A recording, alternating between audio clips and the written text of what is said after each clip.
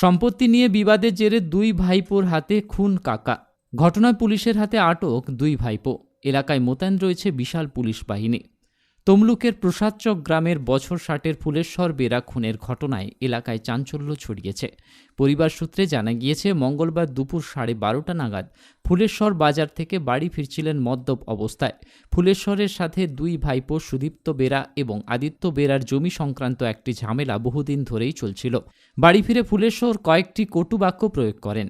তার দুই ভাইপোর মনে হয় তাদের উদ্দেশ্য করেই তার কাকা গালিগালাজ করছেন। বাড়ি থেকে কিছু দূর আসতেই ফুলেশ্বরকে ঘিরে ধরেন তার দুই ভাইপো। ভাইপো দুজন মদ্যপ কাকাকে মারধর শুরু করে, বুকে পেটে লাথি মারে এবং একটি বাঁশের লাঠি নিয়ে ফুলেশ্বরের মাথায় আঘাত করে। ঘটনাস্থলেই মাটিতে পড়ে যান ফুলেশ্বর। সেখানেই তার প্রাণ যায়। ঘটনার খবর ছড়িয়ে পড়তেই গ্রামবাসীরা দুই ভাইপোকে ধরে রেখে পুলিশে খবর দেন। পুলিশ এসে দুই ভাইপোকে আটক করে এবং দেহটি ময়না তদন্তের জন্য তমলুক মেডিকেল কলেজে পাঠায়। নিহতের পরিবারের এখন একটাই দাবি, দোষ না করেও ফুলেশ্বর বেরাকে মেরেছে যারা, সেই দুই ভাইপোকে কঠিন থেকে কঠিনতর শাস্তি দেওয়া হোক।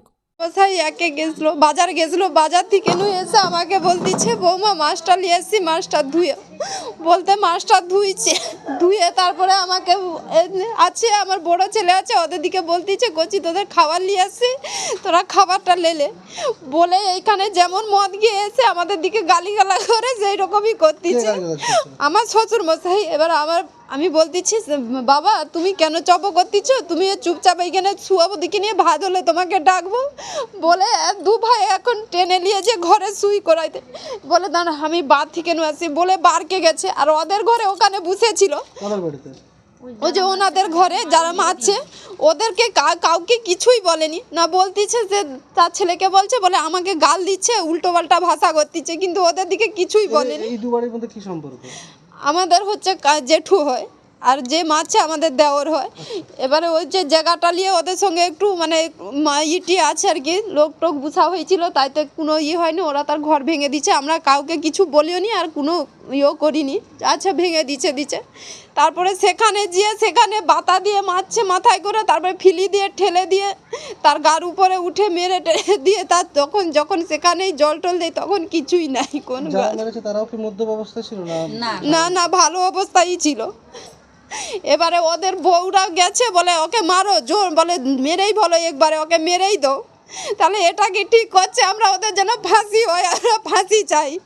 আজকে আমার হচ্ছে শ্বশুর মশাইকে মারছে, কাল যে আমার বাচ্চাদের দিকে মারবে নি তার কি মানে আছে, কি আমার স্বামীকে মারবে নি তার কি মানে আছে?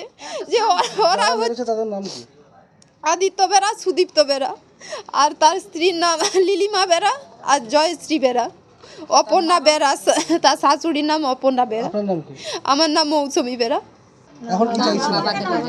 আপনার স্বামীকে তো এভাবে মরতে হলো, এখন কি চাইছেন? আমার সাদার কেন ফাঁসি চাই, একদম ফাঁসি যেন না দিতে চাই।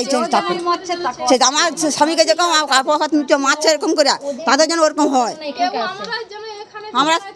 আমরা কেন এরকম, আমি মনে হচ্ছে আমার কেন স্বামীকে মারলো কেন, আমার কি হবে? আমার কেউ ফ্যামিলি যেন না দিতে থাকে এইখানে।